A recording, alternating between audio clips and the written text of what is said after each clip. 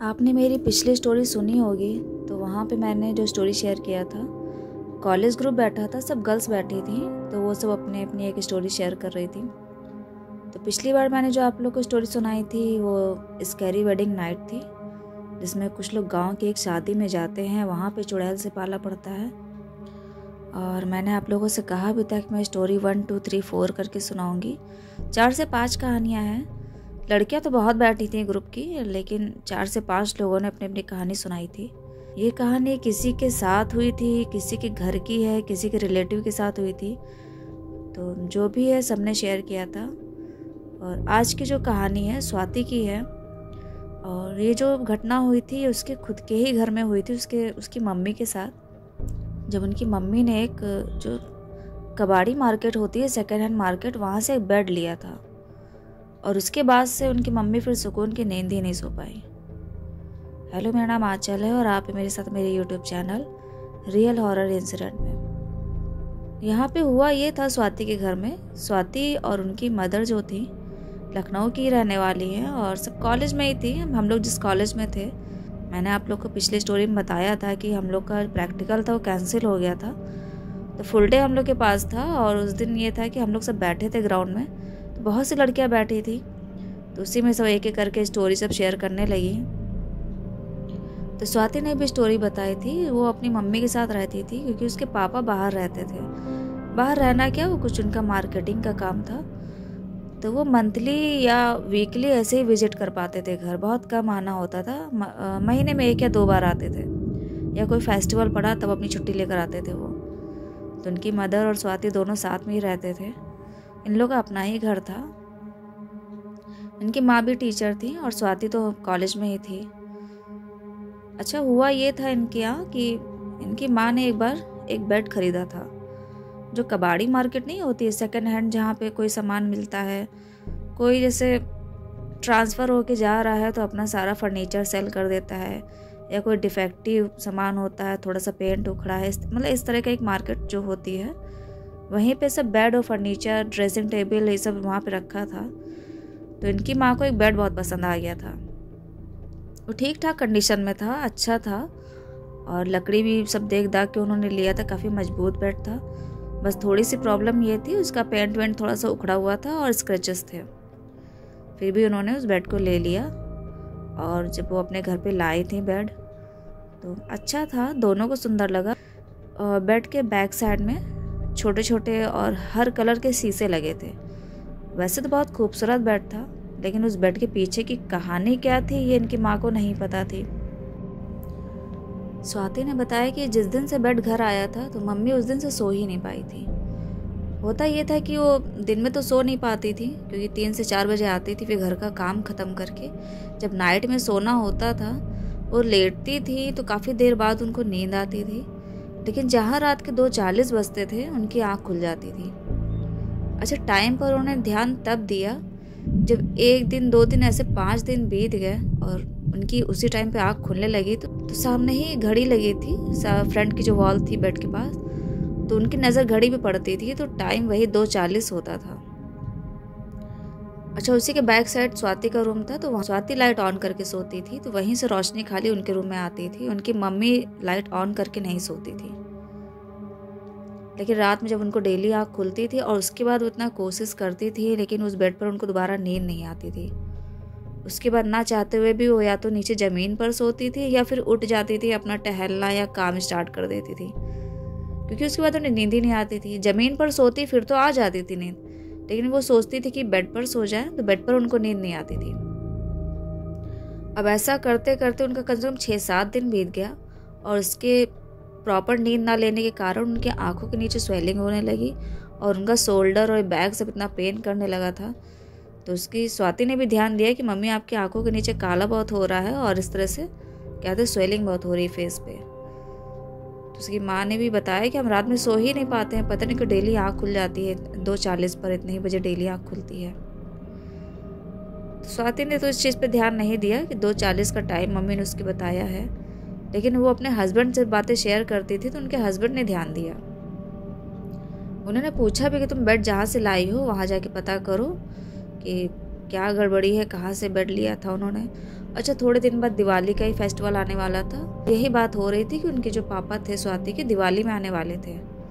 तो डेली ही उनकी जो मदर थी अपने हस्बैंड से शेयर करती थी सब बातें, और वो हालचाल लेते थे, पूछते भी थे कि आज तुम सो पाई कि नहीं सो पाई, क्योंकि धीरे धीरे वो उनकी मेडिसिन भी स्टार्ट हो गई थी। तो स्वाति परेशान होने लगी। उसने कहा भी कि मम्मी आप ऐसा करिए, या तो मेरे बेड पर आकर सो जाया करिए। लेकिन प्रॉब्लम ये थी कि स्वाति का बेड सिंगल था, चाह कर भी उनकी माँ नहीं सो सकती थी। उन्होंने यही कहा कि नहीं, तुम अपना स्टडी रूम में ही रहो और मैं नीचे अपना बिछा लूँगी। वो कोशिश बहुत करते थे उस बेड पर लेटने की, लेकिन उनको नींद नहीं आई तो नहीं आई, और आती भी थी तो 2:40 पर उनकी आँख खुल जाती थी। फिर एक दिन यही हुआ कि उन्होंने नेक्स्ट डे जब अपने हस्बैंड से बात कर रही थी, जब ऐसे करते करते कम से कम 8 दिन बीत गए। वो डॉक्टर के पास भी गए, उन्होंने जब दिखाया स्वेलिंग आँखों की और शोल्डर में जो उनके सब पेन हो रहा था, तो डॉक्टर ने तो खैर वीकनेस और ये प्रॉपर नींद लेने के लिए बताया कि आप अच्छे से सोइए, आप कंफर्टेबल नहीं सोती हैं इसलिए ये सब हो रहा है आपके। और कुल मिला के जिस दिन से बेड आया वो सो तो नहीं पाए, लेकिन उनकी मेडिसिन स्टार्ट हो गई। तो नेक्स्ट डे वो जब अपने हस्बैंड से बात कर रही थी, तो उन्होंने भी कहा कि भाई तुम ऐसा कौन सा बेड ले आई कि तुम सो ही नहीं पाती हो, या तो फिर ऐसा करो उस बेड को तुम खड़ा कर दो और नीचे ही अपना बिस्तर लगा लो, वहीं सो जाया करो, क्योंकि सोना भी तुम्हारे लिए ज़रूरी है। और मैं जब आऊँगा तो देखता हूँ क्या करना, नहीं होगा तो तोड़ के जला ही देंगे इस बेड को। और जिस दिन उनके हस्बैंड ने ये बोला था फ़ोन पर कि मैं इस बेड का कुछ करता हूँ आकर, कुछ नहीं होगा तो मैं इसको तोड़ कर जला ही दूँगा, उसी दिन रात में इनकी स्वाति की मदर थी जब उस बेड पर लेटी है, तो जब उनके आधी रात को ही उनको ऐसा लगा कि उनके साइड में कोई रो रहा है।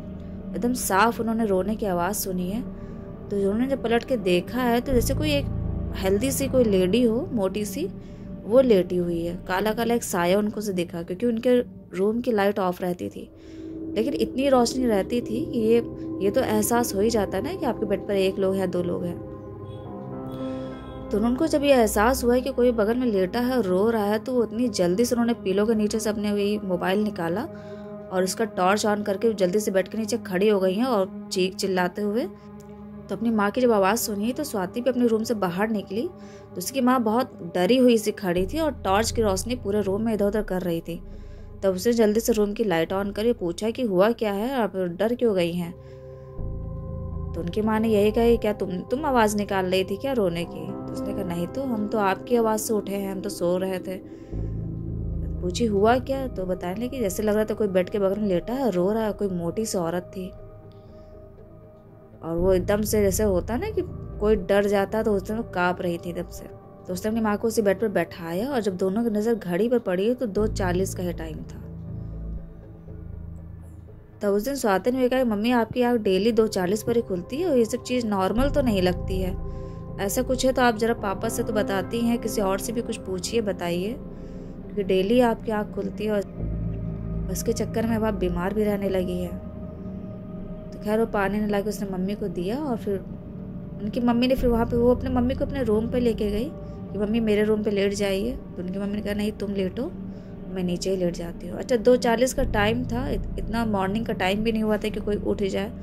तो उन्होंने अपना नीचे ही बिस्तर लगा के, जैसे वो डेली करती थी, 2:40 पर आँख खुल जाती थी, उसके बाद नीचे ही बिछा कर लेटती थी, उन्होंने उस दिन भी यही किया।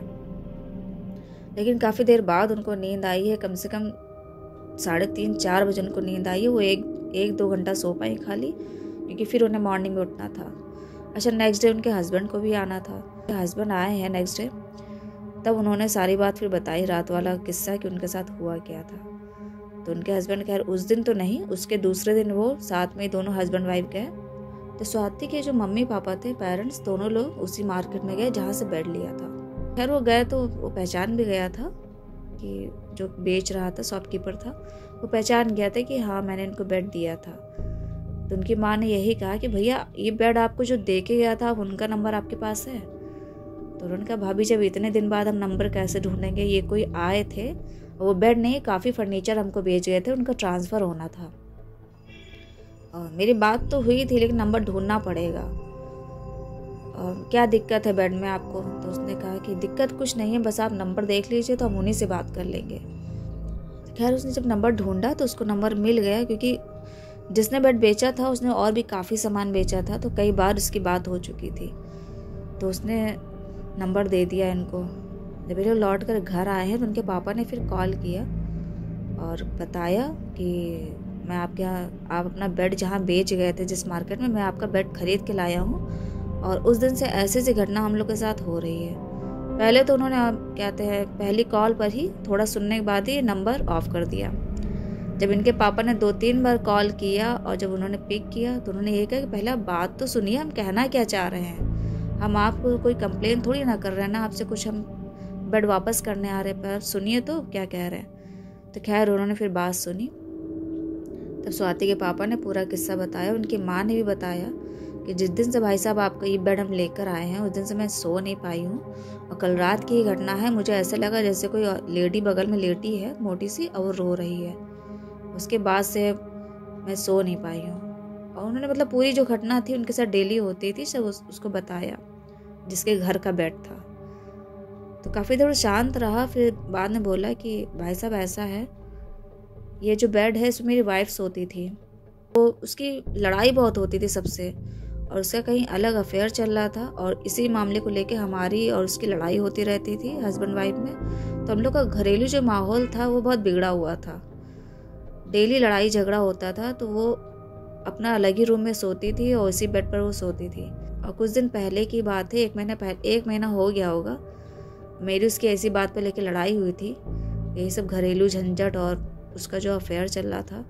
अब उस बात को उसने अपना इतना दिमाग में ले लिया था कि वो उस दिन कमरे में गई है, उसने रूम बंद कर लिया है और उसने कुछ खा लिया है, पॉइजन या कुछ ऐसा था, जिसके कारण उसकी डेथ हो गई थी। और हम लोग को सुबह पता चला था, लेकिन ये पता चल गया था कि रात में ही ख़त्म हो गई है। और इसमें घर वालों की किसी की गलती नहीं थी, थोड़ा उसी की नासमझी थी, वो चीज़ें समझ नहीं पाई, परिवार और ये सब चीज़ें। और यही बात है उस बेड के पीछे की। खैर हम लोग ने बेड कभी यूज़ ही नहीं किया, क्योंकि उसके जाने के बाद ये बेड उसी रूम में ही पड़ा रहता था। और बाद में हम लोग को ट्रांसफ़र जब हो गया तो काफ़ी सामान हम लोग कबाड़ मार्केट में दे के चले आए थे। अब भाई साहब आपको इस बेड का जो करना हो करिए, आप चाहे तोड़ कर जलाइए, जो भी करिए, क्योंकि मैं तो वापस ले नहीं सकता। और आप भी कोशिश करिएगा इसको ख़त्म ही कर दीजिए इस बेड को। तो खैर स्वाति के जो मम्मी पापा थे फिर उन्होंने यही किया, जहाँ से वो बेड लेकर आए थे वहाँ पे उन्होंने बात किया, जो वहाँ का कबाड़ मार्केट का जो मालिक था, ऑनर था, उससे बात किया, उनको पूरा किस्सा बताया अपना। तो उन्होंने कहा कि भाभी जी ऐसी कोई बात नहीं है, और अगर ऐसा कुछ है तो हमारे यहाँ तो ये सब काम होता ही रहता है। हम लोग तो पुराने फर्नीचर हैं तोड़ते हैं, जला भी देते हैं, फेंक भी देते हैं और बेचते हैं। तो मैं इस बेड को बेचूंगा नहीं, इसको मैं तोड़ कर जलवा दूंगा। क्योंकि स्वाति और उसके मम्मी पापा चाहते भी नहीं थे कि वो अपने हाथों से उसको तोड़े, जलाए, ये सब करें, क्योंकि कुछ भी हो सकता है, डर तो लगता ही है। और खैर वो लोग नहीं डर रहे थे, क्योंकि उनका तो ये काम ही था। वो तो बोला ही था ऑनर वहाँ का कि हमारा तो ये सब काम होता ही रहता है, हम लोग को इससे डर नहीं लगता। खैर उनके पापा ने वो बेड जाके वहीं मार्केट में दे आए और उसके बाद उसने जला भी दिया था, क्योंकि इन लोगों ने जब जाकर पता किया था तो उसने बताया था कि हाँ भाई साहब मैंने उसको तोड़कर जलवा दिया था। उसके साथ साथ कुछ और भी फर्नीचर पुराने हो गए थे, टूटे थे, तो वो भी हमने सब डिस्ट्रॉय कर दिया था। उसके बाद से उनके पापा ने फिर एक नया बेड खरीदा और दिवाली का फेस्टिवल मना के पूरी फैमिली फिर उनके पापा वापस चले गए थे।